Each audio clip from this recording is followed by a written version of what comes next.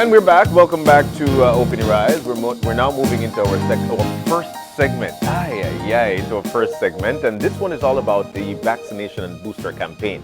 Now we've got the pros in to tell us all about it. Dr. Natalia Lares-Parabeer is in with us. She is the Technical Advisor and Maternal and Child Health with the Ministry of Health and Wellness. And also, Dr. Jorge Hidalgo is in with us, Internist and Intensive Care Specialist. Good morning to both of you and welcome. Good morning, and thank you for having us again. Yeah. I'll tell you what, it's nice to have you in. And the topic at B is definitely one to reckon with. Let's talk about it, vaccination, boosters, and this campaign that we've got going on. The ministry had set out a new memo saying that, you know what, if people are able to, if you're eligible, which is you're 60, you're with your frontline worker, then it's time for you to get your, and chronic illness, you need to go in for a second booster. What's that situation like at this particular point? Let's start with Dr. Bear. Yes, good morning, Marlene and John, for this opportunity. Good morning, Dr. Hidalgo. Thank you very much for being here with us today. And well, we're in our 14, 15 months since we started the vaccination campaign. And to date, we have 216,119 persons with first dose. That represents 50% of the total population.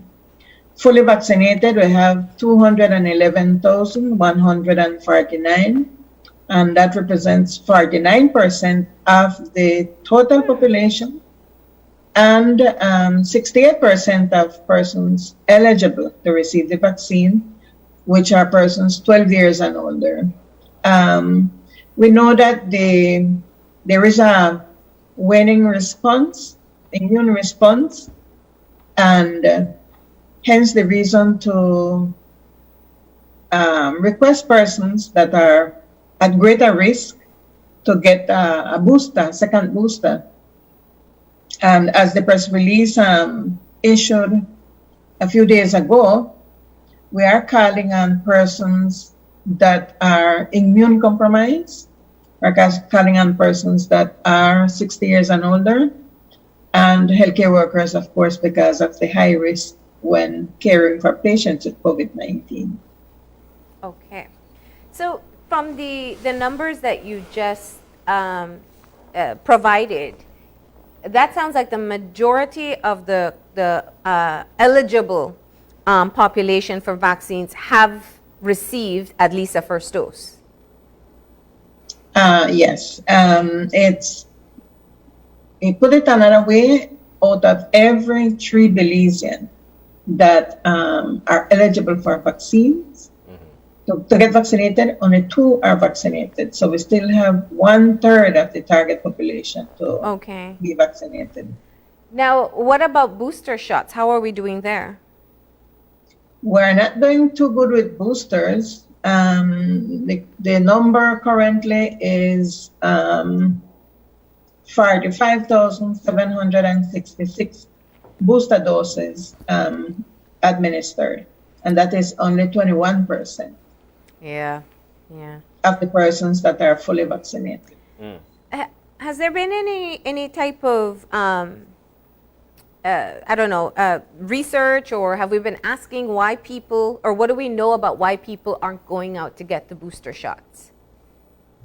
I think it's the issue of the misinformation that is still circulating. And I think we tend to, because the numbers are low, why get vaccinated? But the issue is not the numbers. The issue is, am I protected against severe illness? Yeah. So if you are 45 years old and you are taking medication for chronic illness, you're a candidate to, if you get infected, even vaccinated, to have severe COVID-19. Yes. That is the importance. I mean, we need to, it's not about numbers now at this moment, it's about protection. It's like polio. Belize have 41 years without polio since the last case was diagnosed. But we continue vaccinating children. Why we continue vaccinating children? Because we haven't eliminated polio worldwide. Yeah. So we don't want to run the risk. I think Malawi, their vaccination coverage for polio went so low that they went from no case to start having cases again. So we don't want that to happen. And we know that vaccines, in the case of polio, it's four and 5 doses that we give. Yeah. So right now we know that COVID-19 persons that are healthy may have a better immune response than persons that are immune compromised. Yeah. So that's the reason why we're calling for the second booster dose. And since the call for the second booster dose, what are the numbers like? Are we seeing people going out there and trying to get their boosters, especially for those who are eligible to get it? It is slowly creeping up, but I mean too Not slow. fast enough. Not fast enough? Yes, So- not fast. So let's get into our one-on-one doctor consultation here. Because what do you say to patients? I mean, it seems like a natural reaction. When the threat is high, we act accordingly. We go out, we get boosted. But then when the threat level goes down, we get a lot more comfortable. So getting a booster shot when we see cases or new cases being reported as low as 30, 40, what's my likelihood of really coming in contact? How do you explain to people the need for the booster shot? Yes. Well, first of all, we need to say that everybody have already fatigue, as we already Yeah. have in this conversation previous. Nobody wants to hear anything about COVID-19 anymore. But unfortunately, we are still in a pandemic. Yes. We like it or not, no? And then of course we see a lot of hotspots around the world. That's important. No, Yeah. we see several countries that are still struggling. Still countries that even believe it or not, they are not getting any only a few vaccines. No, if we want to see what is the situation around the world in terms of vaccines, I mean that we see that 65.4 of the world population has been vaccinated, more or less 11.6 billion dosage, and only 15.8% of the people in the low-income countries have received at least one dose. I mean that we are very far to say that the pandemic is going to be over. No, even the World Health Organization, they meet every 3 months to discuss that, and in the last meeting they say that we cannot conclude, or we can say it's not an endemic as yet. I mean that we're still on pandemic. And then that's the situation with vaccination. Can I ask a question? Yeah. The way the booster shot is being pushed, it almost it gives people the impression that 2 shots is not enough to keep you safe. Is that the situation? Well,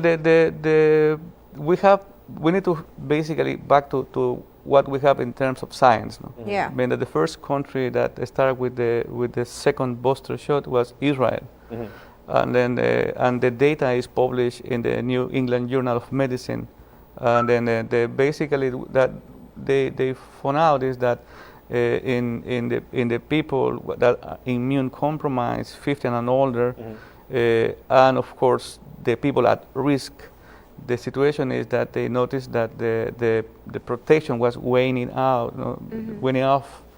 I mean that after 4 months, I mean that they say, okay, we need to give our people 50 years and older, and people are immunocompromised, and our frontline workers additional protection, and that's why they start to administer the second booster dosage, and then we noticed that a reduction on infection cases, but most importantly, hospitalized and people being admitted into the critical care unit based on the Israel study, and that's why other countries like Chile, Panama, in our region, they start to recommend the second booster dosage. Yeah. And now, of course, recently the CDC, also US, they start recommending the second booster dosage for this particular group of population. Yeah, yeah.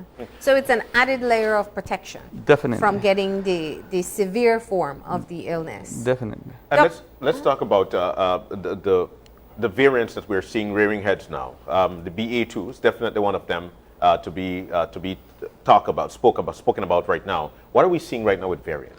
Well, as we always have this conversation, and I say, the virus live to live. I mean, that they will look a way to survive, and then we see just basically a sublineage of the Omicron, and this one is one of the current ones. But of course, in our main concern is that we will have a variant or sublineage that is going to be different, that's going to be more aggressive, and then we always have that fear of have a surge of cases or a new wave of cases because of having a new sublineage of Omicron, of a new variant that could be have the ability to escape immunity and all these different aspects that we always talk about the variants. And of course, the possibility of having a sort of a wave again. Yeah. How do you, I mean, is the variants, as the new variants come out, it seems that they get milder each new variant. Will that be the continuing trend? Do we know that? Unfortunately, we don't know that, and that's why the importance of people getting protected, because we will love, like Omicron was something different, because of course came and it wasn't too aggressive than Delta, and of course the last sublineage of Omicron is more, we see more cases, but the rate of hospitalization and the rate of patients dying is less, and that's a good news. And we would like to continue that trend, but unfortunately, it's something that we cannot guarantee. We don't know what the new variant and the abilities that the new variant, the skills that the new variant is going to have, and how these new variants can affect us in our daily lives. We continue to hear a lot about variants, and we know for a fact that when it comes to these diseases or viruses, they continue to make variants. Somebody had asked me a question. I told him, you know what, I'm not the pro. You're here now. Let me ask you the question. We continue to advocate for boosters, or not for boosters, but for vaccines, for you to get your vaccines. And the question was put out that is it with people who are not vaccinated, we get variants being formed from? Put it away, as I say, if we have a huge number of cases infected, then the possibility to have a new variant is more. Hence the reason why we want to have the less amount of cases. And that's the importance to get vaccinated. And of course, we would love to have 70% of our population vaccinated and 100% of our people in risk vaccinated. That should be our main goal, and that's why the ministry is working on that campaign to trying to achieve that goal. But again, this is also our responsibility as the trying to share information. So, Dr. how is the rollout of the vaccination and booster campaign going? I mean, how do you try to reach the persons who stopped at one dose or those who have been hesitant to get that booster shot? Well, the booster shot is being offered at the same vaccination sites where people get their first dose, second dose, and the Ministry of Health and Wellness, we are going the extra mile. We are calling out persons who have, for example, second dose pending. We have a team of persons, that call each person that have second dose pending and inviting them to reach to the vaccination site. Now we are calling persons that are unvaccinated to offer them the vaccine so that they can know what is the vaccination site that is nearest to them. And similarly with booster dose, as Dr. Hidalgo correctly mentioned, I mean, it's at this point is protection. That is what we're looking for, protection of the population to reduce the number of cases that can continue to occur in Belize. Yeah.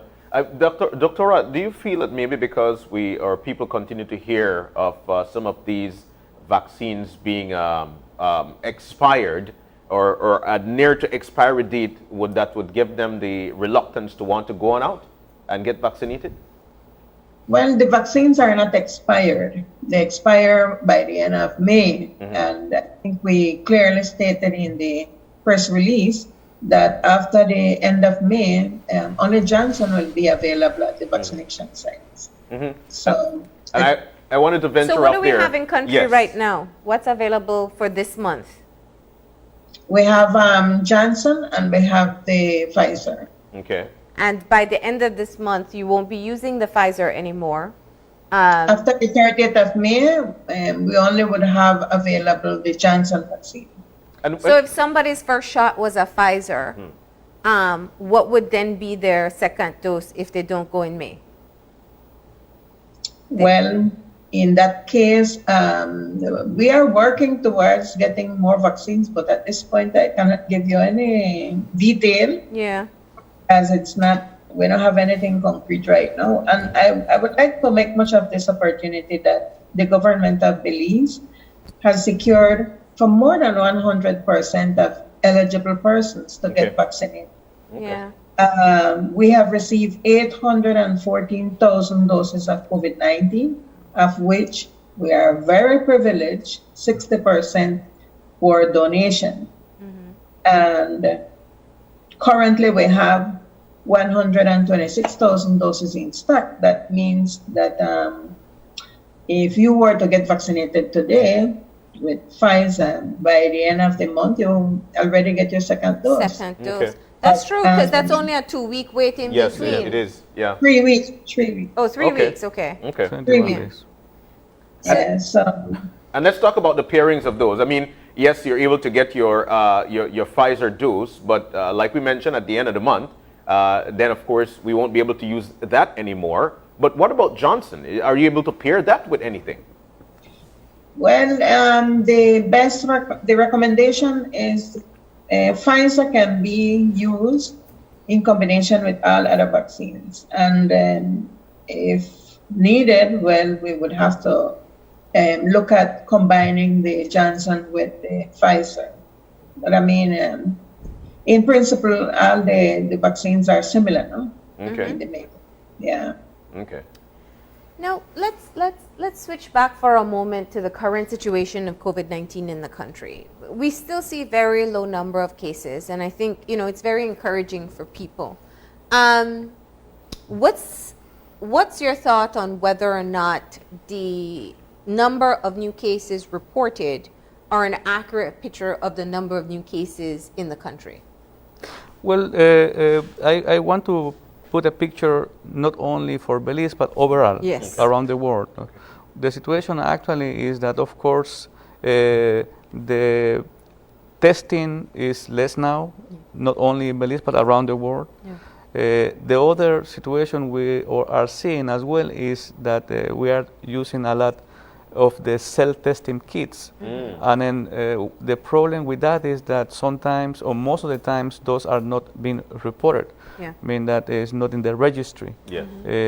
And it's something that we see, again, not only in Belize, but it's something that we see around the world. No? That and probably that's also, we see a reduction of cases, but also it's important to say that it's an important reduction on testing. We continue with surveillance, that definitely, but that is something that we're seeing. Yeah. And the symptoms of the latest variants, BA1, BA2, are they different from what people would expect? You see that the trends and the symptoms with the new sublineages of the Omicron are different.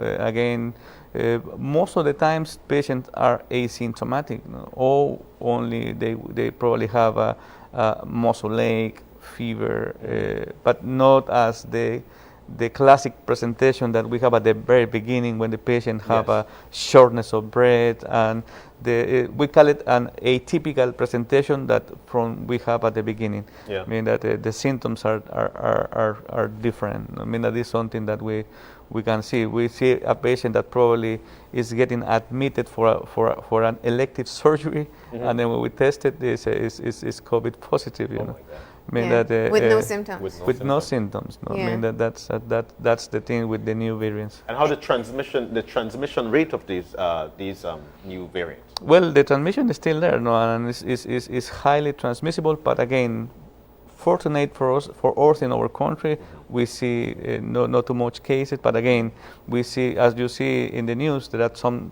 hotspot countries where you see.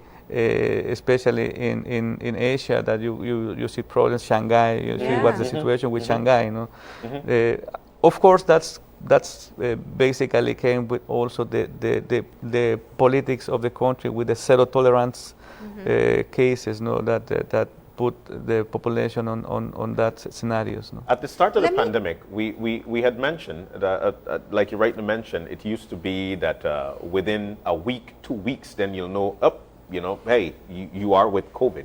And with Omicron, we noticed that it was, 3 days? 3 to 5 days, 5 days? And what are we seeing with these new variants? The incubation periods, the length of when the symptoms started, it been changing with different variants. At the beginning, we have that you say more or less for 2 weeks period. But with new variants, is getting the days are less. No, we can see symptoms between 3 to up to 7 days now. If we see symptoms, again, most of the cases right now are asymptomatic. You know. And the recovery time is shorter? The recovery time is shorter as well. That's why we see now that when the recommendation is that if you got COVID, then you will stay 5 days. Even if in some situation is that if you don't have no symptoms, you are able in other countries you are able to work just wearing a mask, even if you are positive. You know. So when you pay attention to some of the education that was put out in the U.S., for example, they have allergy season. We don't have that, but they were trying to be very clear to people that you can mistake a regular allergy that you would have with Omicron. Yes. Is that the case here? Is that perhaps like I would have an allergy attack in the morning and just feel like, okay, that's nothing. That's it, yeah. That's precisely the case. No, we have the presentation, the symptoms that we are seeing are completely different. You only can have like you say, like if you have an attack of your regular allergies, sneezing and probably runny nose and some redness in the eye. But also could be that you have muscle ache, headache, tiredness, weakness, or only tiredness and weakness. Yeah. The presentation is very different and variable, from no symptoms to, of course, a severe disease that we've seen less and less fortunate.